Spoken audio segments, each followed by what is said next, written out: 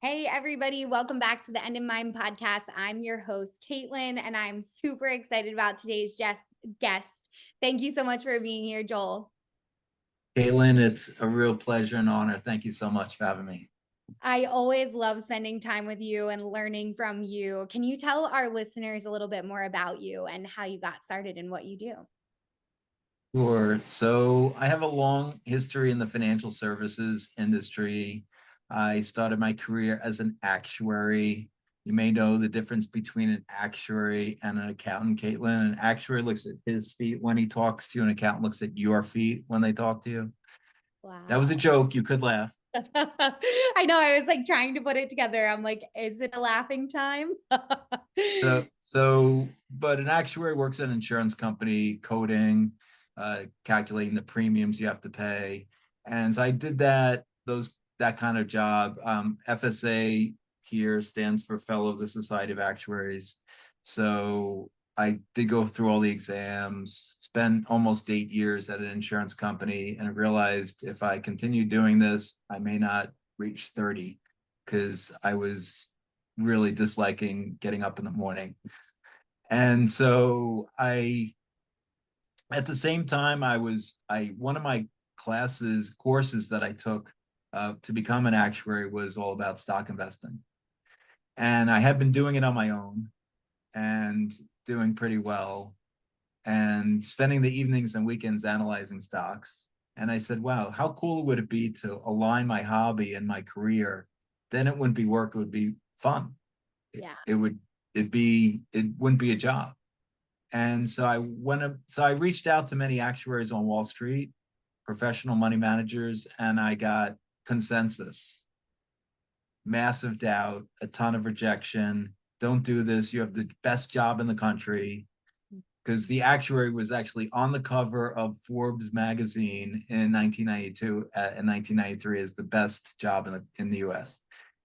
But I wasn't having it. So I finally found one guy who told me his path and I followed it mostly. And 15 years later, I became a professional money manager at Citigroup. 2008, not the best year in the stock market. The market was down 40% that year. Financial stocks were down 57%.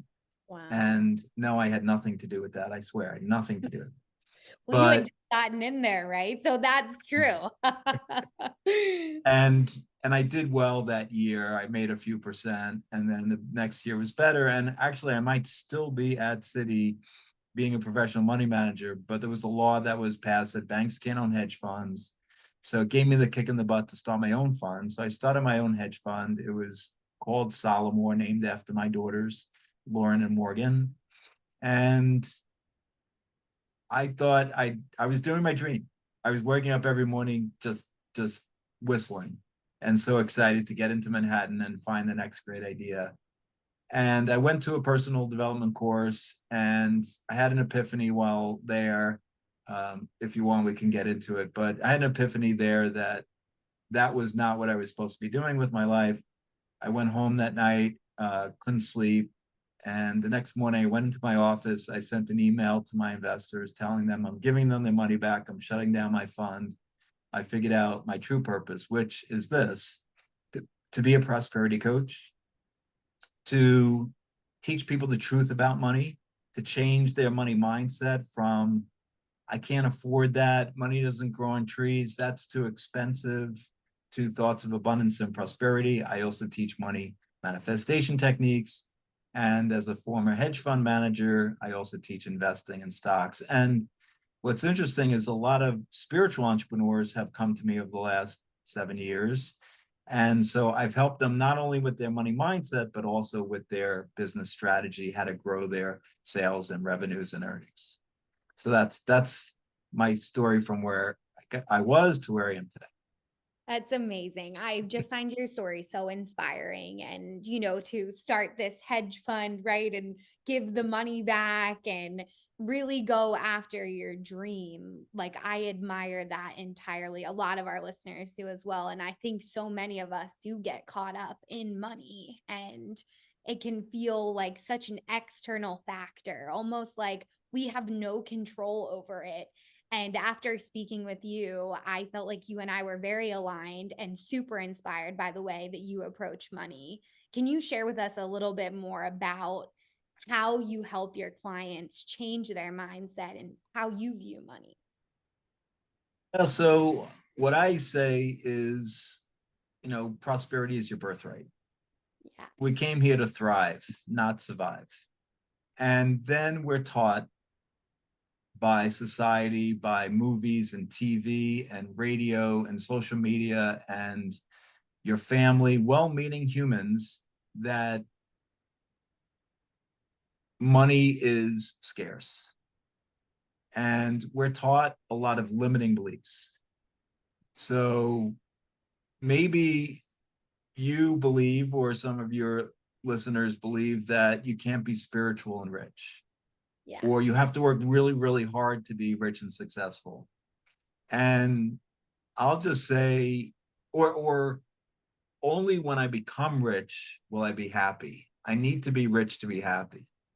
And so all I will say, these are all limiting beliefs which are not serving you. And if you grew up with parents telling you that's really expensive, or buying from thrift stores, or saving money every chance you get because it's all about save, save, save, then that is actually a poverty conscious mindset. And so knowing and believing that there's abundance everywhere you look, and in fact there's almost $500 trillion of net worth on this earth, including businesses and individuals. And look at the drops of water in the ocean, the blades of grass on every lawn across the world, the grains of sand on the beaches. It's just everywhere you look there's abundance. And yet when you go to a movie or watch TV, it's the rich people are evil. Right. And so what I work with my clients on a number of different things, but everything starts with the foundation, which is mindset. And because what some people come to me and say, Joel, I want to learn your 5-step proprietary stock screen, or I want to learn how to grow my business to $10 million. And I'll say, great, I'll teach you that. But first, we need to have the foundation strong, because if the foundation's weak, you're going to fall over. Right. Right. So it's creating a strong foundation of shifting that mindset and shifting beliefs. And first is figuring out what your belief level is on different statements. Like, do you believe that you're a money magnet? Do you believe that lucrative opportunities always come your way? Do you believe that money comes easily and frequently? I actually said that to somebody on an initial call, and she said, yeah, I believe money comes easily and frequently. Infrequently, not money comes easily and frequently. So Yeah, she was a already in her Freudian slip. heads, like hearing words that I wasn't even saying. Wow. Yeah, that's really interesting. So what are your beliefs? And what I teach is, and I don't think too many people when they teach affirmations say this, they'll just say words that you don't believe or aren't true over and over and over and over and over and over and over again. And then, in a few years, it'll come true. So like, I am financially free. Just say I am financially free over and over and over again. Or it's a good thing I'm rich over and over and over again. It's a good thing I'm rich. It's a good thing I'm rich over and over and over again. And that can work. It may take some time, but I'd prefer you to say things you do believe. Yeah. Like, if on a scale of 1 to 10, 10 is absolute faith and knowing, and 1 is massive doubt. If when you say, I'm a money magnet, if you're a 1, like, no way, like, money actually goes away from me, it doesn't come attracted to me, then I'll say to you, we'll soften it. Mm. I allow myself to become a money magnet. or one day soon, I will be a money magnet. Right. And that, if your belief level is at least a 7, then you can say things you do believe for a while, and then ultimately you can strengthen them. And Yeah. then this happened with a client of mine last year where he was saying the softened version. And then after about 75, 85 days, he said, you know what? I feel comfortable saying, and he saw progress, and he saw money being attracted, and he saw returns. And he was like, you know what? I am a money magnet now. And so he could say it with full belief. So that's one distinction I make when teaching affirmations. The other thing I think that a lot of people get misconstrued on is, after reading The Secret, they believe they can just sit on a couch, meditate and visualize all day, and then go to the mailbox and get a check in the mail for $10,000. Yeah. I will say that could happen, but for 99% of the world, or maybe 99.9% of the world, it's not going to happen. And I believe it's because you don't have a knowing.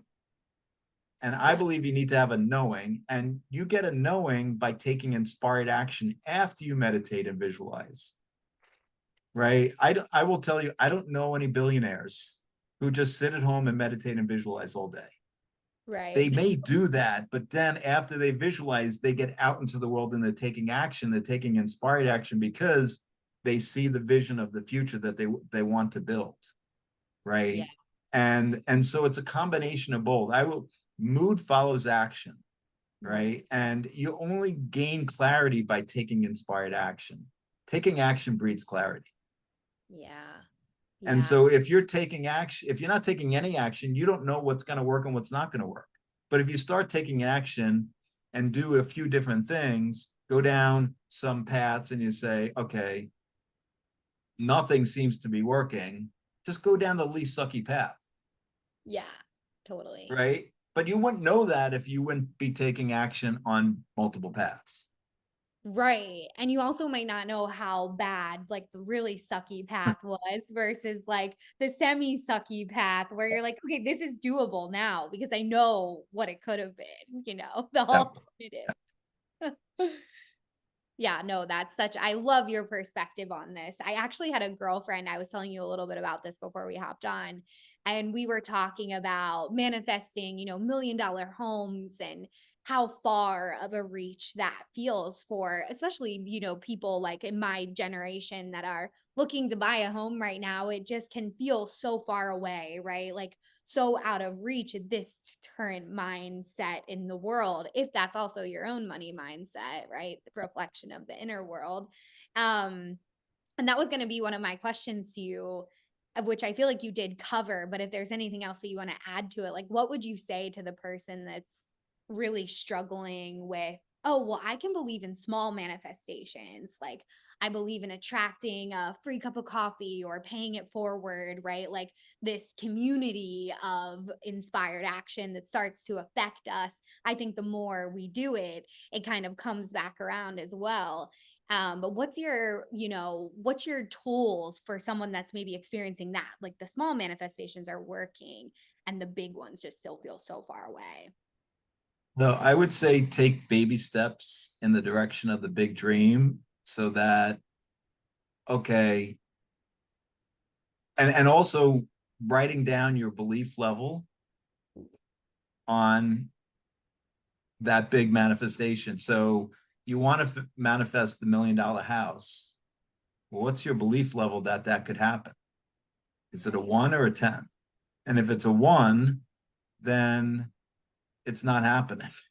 Yeah. Right. So what I have my clients do is actually journal and write down all the things they want, all the desires, all the dreams. Just take 10 minutes and just write down, or 15, 20 minutes, and write down all the things.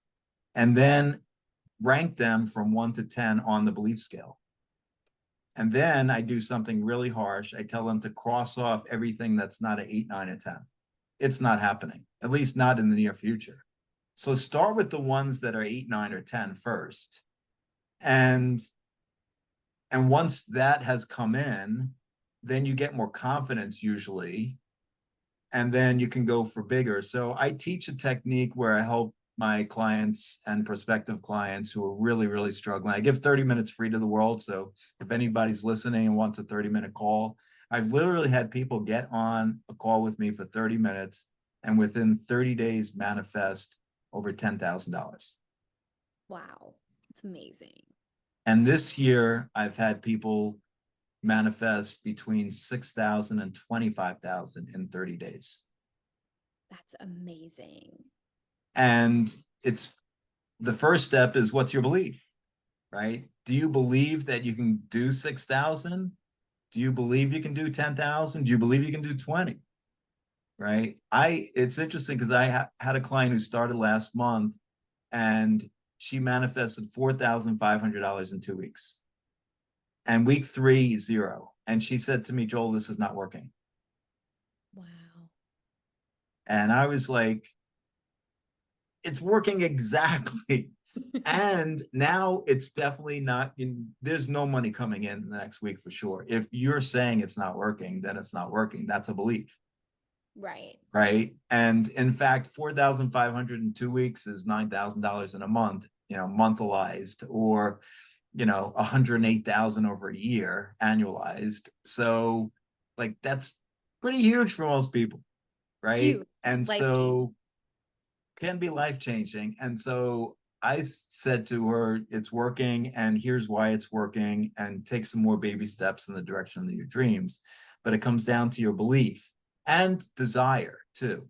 So I would also write down what your desire is, because sometimes you may have a desire that society or a friend or a spouse, a well-meaning spouse, yeah. put in your head. Like, do you really have a burning desire for the McMansion that's $1.5 million? Or is it because a spouse put that in your head, or a parent put it in your head? Like, is it really a burning desire? Because if it's not, also it's not happening. Right. Yeah, that makes complete sense to me. So what's your belief level, 1 to 10? 10 absolute faith, a knowing, 1 massive doubt. And what's your desire level? 10 burning desire. I absolutely need this. And 1 is, whatever, like, come or go, doesn't matter. Like, do you really want to go to the island of Maldives? You saw some pictures and it looks really beautiful. Or like, if it was $0 to go there, would you like, I want to go there? Or it's like, whatever. That's really important. Yeah, that makes a lot of sense to me as well. Cause I think a lot of us, like you said, from social media, right? And that being my line of work, like we think that we want all these things because you see somebody have the wedding in Italy or the new car, right? And then you actually ask yourself, right? Especially when you take like a detox, which is why I do what I do. I hope that more business owners stay offline. I don't think that it's healthy, to a certain extent. And then we can start to separate, right? Like I love what you said about when our communities are even loud, whether it's online or in person, we start to forget, like, wait, what do I actually want? What is really important to me? And a lot of us struggle with that, especially in entrepreneurship. I feel like shiny object syndrome, right? Yeah. It's so easy to fall into the next thing. Yes. Oh, another powerful technique, if back to your question, if you've been able to manifest cotton balls, but you can't manifest the millions yet, then another baby step you can take is to act as if it's already here. So what does that mean? So maybe you really do want to go to the island of Maldives and stay on that hut over the water that has this water slide that goes into the ocean, that has the pool, the private pool, and the jacuzzi, right? You really, really want that. So check out, there's probably 20 or 30 different places that you could choose from. Check out which one online you want to go to. Check out what the best time of year is. Yeah. Check out how much frequent flyer miles it would take to get there. Check out the excursions, right? It's like, if you want a blue convertible Maserati Gran Turismo, go test drive it. touch it, feel it, act as if it's about to happen in the next few days. And you're telling the universe, I'm prepping, I'm ready, I'm getting there. Maybe you want to buy some new swimwear for your trip to the Maldives, right? You get a new bikini. You know, I don't look good in a bikini. You might look better. So, you know, just go out and buy, you know, do like some baby steps Yeah, as if it's about to come. Or what if you had $1 million that you manifested in the next year? Write down, journal all the things you're going to do with it. I'm going to give 10% to my favorite charity. I'm going to give 10% to my mom's assisted living center. I'm going to take the trip to Italy. I'm going to buy, you know, I'm going to put a, you know, $250,000 down payment on that McMansion. I'm going to invest. I'm going to help. I'm going to use Joel with his Invest Smart Engine new stock investing program, and he's going to help me compound my money. So I'm going to allocate 200,000 to that and investing. So that becomes 400,000, 800,000 in a few years. So I would write down all these things, like get really detailed. You could do research too on this, right? Okay, what charities do I want to give to? What really warms my heart? Or, you know, manifested $1 million. I'm creating my own foundation. So start your own foundation now. Do the research, check out what it costs to start it, and it doesn't cost much, right? You could fund it with $1,000 or something, right? So take those baby steps now as if the big money's coming, and then watch it flow. Now, I'm also saying, like again, it's not just meditating, visualizing, and acting as if. It's also taking inspired action by, you know, getting out into the world, networking, you know, doing the things that you're normally doing. It's not just being in the fetal position on your bed, meditating and visualizing all day. Right. Right. That doesn't work. Like, even if you're acting as if, right, it's that, and right, it's still taking the inspired action, because again, taking action breeds clarity, and mood follows action. Yeah, I love that. Mood follows action. I'm going to remember that one for sure. This is reminding me of an old movie, Eat, Pray, Love, where she shares that quote, you know, in the book. And she says, it's one of those Buddhism quotes that they gave her. I think his name's Ketut. And he says this old wise tale where this guy is saying, like, please let me win the lottery. Please, please let me win the lottery. And she goes, well, then buy the ticket. Like, how would you ever win, right, without buying the ticket? So that's so inspiring, right, in itself, that if we are meditating, if we are doing all these practices, like, I know exactly where my millions of dollars will go. But if you're not taking that action, then how would it come to you? Like, you know, how would it siphon its way through the universe and time to get to you? Right. I'd say to my clients, at least get on Zoom calls, right? At least get on a podcast interview, at least, you know, get out there into the world and do something. And here's a really important point as well, which a lot of people don't talk about, which is the emotional guidance scale. And, you know, this is from Abraham Hicks, and the emotional guidance scale is, where are you on your emotions? Because if you're taking action and it's inspired, then you're probably vibrating up here in joy, passion, love, gratitude, and appreciation. But if you're taking it from, like, I gotta make money, I gotta make the sale kind of thing. And I was on a call yesterday with a woman who's starting a new business, and we got on a free call a month ago. We've had a follow-up call yesterday, and she said to me, I really want to work with you, but I gotta get a sale. I gotta get a sale. And I said, that kind of energy is not serving you, and mood follows action. And what vibration and frequency you're vibrating at as you're doing your daily things. Because if you're down here and, like, I gotta make a sale, that's probably worry and fear. And that's close to the lowest vibration. The lowest vibration is sadness, depression, right? And then a little bit higher is anger and worry and fear. So you're pretty low if you're like all day, every day, and like, I got to get a sale. I told her, which I explained to her on the prior call, which she may not have remembered, that money can flow from infinite sources. But if you're saying to the universe, I got to make a sale, I got to make a sale, then the universe is saying, okay, then money only can come from one source, the sale. So Yeah. you're limiting all the infinite possibilities to this. And yes, she has a B2B business where it could be $1 million sale. Awesome. And what if $100,000 came in elsewhere? Right. So by limiting the universe and also knowing where your vibration is, check it every couple of hours. You can put an alarm on your phone. How am I feeling right now? Yeah. Right? Am I feeling happy or sad? Grateful or worried? Yeah. Wow. And check where you are. That's why rule number 3 in the 9 money rules is, can happiness buy you money?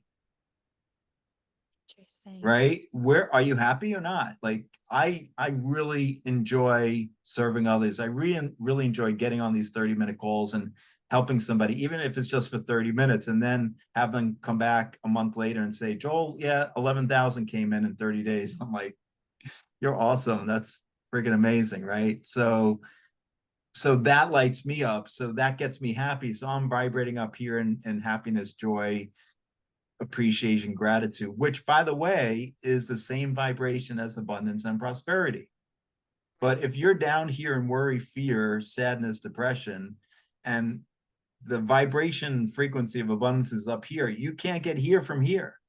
It just does. It's like being on 92.7 on the radio station and you're at 98.3. You can't get there. You're on the wrong frequency. You won't hear the song. Right. Oh, I like that. I like that analogy for our listeners too. Like if they're struggling with understanding what frequencies are and, how it really works. Because I feel like I've tested this myself as well, and it's totally transformed my life. And I know that you've worked with many of clients that have manifested outside of their business.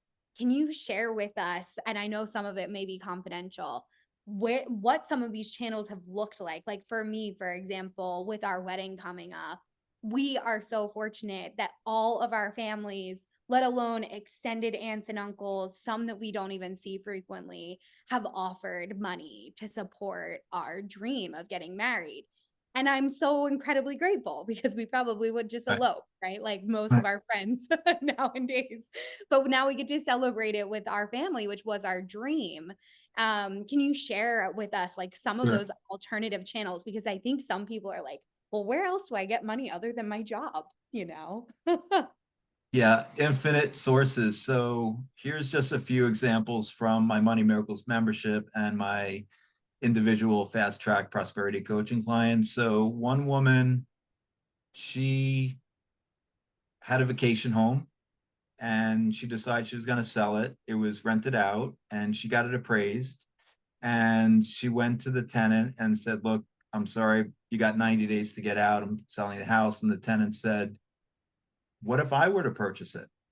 And the owner, who's in my membership, said, sure, give me an offer. So she gave her an offer. It was $100,000 more than the appraised value of the home. Sold it to the tenant, $100,000 manifestation. I had another client. She, unfortunately, her mom passed away last year. She lives in Massachusetts. Her mom was in Florida with the stepdad, and they were living in a very modest 2-bedroom apartment.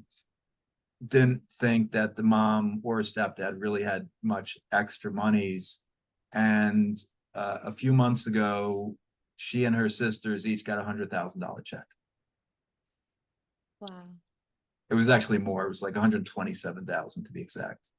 Um, I've had a client who was sharing a lot of the information with her husband as she went through the program, and I didn't charge a double, but she her husband was getting the reprogramming, the software upgrades that she was getting, and he got a $50,000 surprise bonus Oh from my, his company.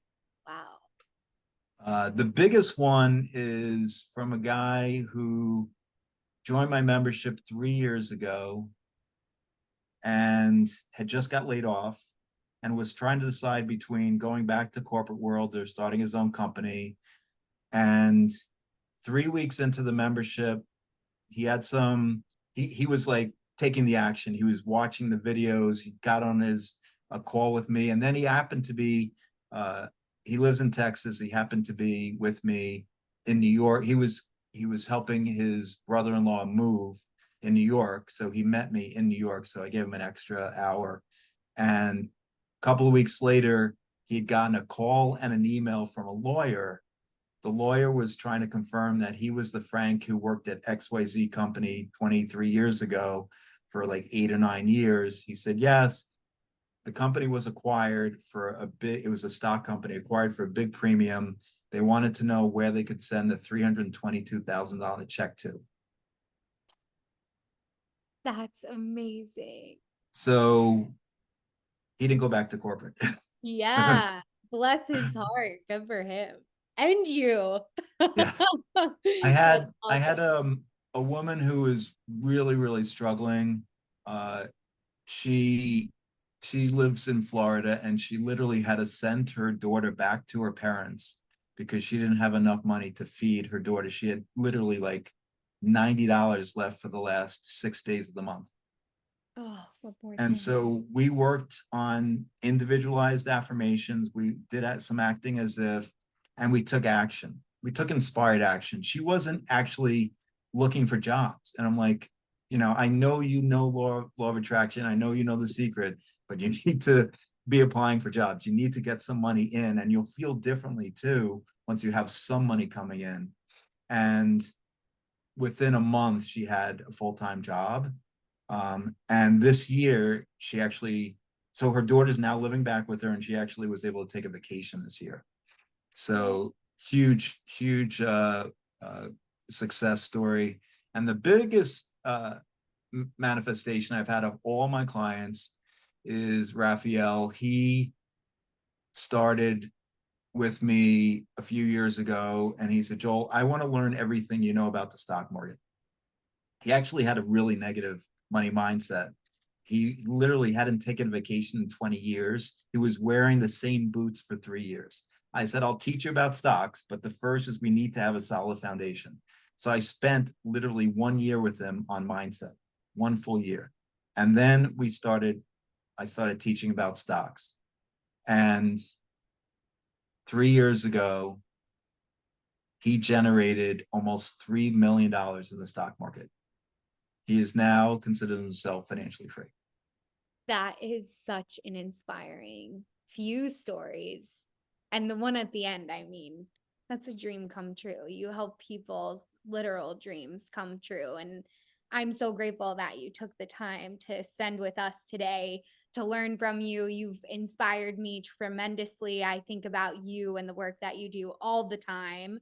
I just find it so incredibly inspiring. And it's true. Like, for the listeners, Joel is the real thing. He just shared with you all of these amazing stories. If you all don't take the opportunity to get on the phone with him for 30 minutes, that is a belief in itself, I would say. So thank you so much, Joel. And for our listeners, we'll have all the links in the show notes. Is there any last parting words that you would like for us to share with the listeners? We'll have Joel's TEDx down there, all of his links to book the call as well. So message me if you can't find it and I'll send it to you, the listeners too.